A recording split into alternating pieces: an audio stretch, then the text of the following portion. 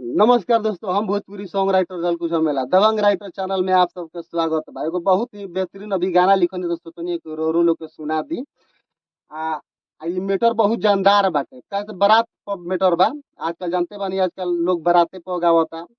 अब जैसन देश वैसन भेष, जैसन जमाना वैसन ढले के पड़ेला। तो तनी सुनी जा, कमेंट में तनी बताई जा। आ यदि चैनल रूरल लोग को सब्सक्राइब ना कर हो जाता, प्लीज तनी चैनल के सब्सक्राइब कर लीजा। आई जा सुनल जा।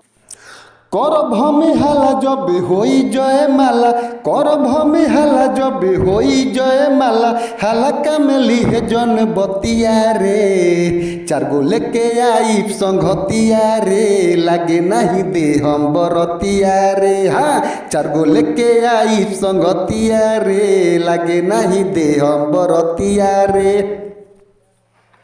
हाँ भैया, तो ई बारात वाला सॉन्ग रौरा लोग के कैसन लागल हो? हमरा तो अच्छा लागल हो, काहे हमार दही तुम तक खाटा कहम ना।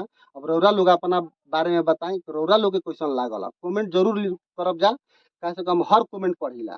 तो प्लीज कमेंट जरूर करब जा। आ यदि अच्छा रौरा लोग के लागत है ई गाना, तो रौरो लोग ई गाना गा सकतानी। नंबर रौरा लोग के हर जगह मिल जाई, डिस्क्रिप्शन में भी मिल जाई और स्क्रीन पर भी मिल जाई।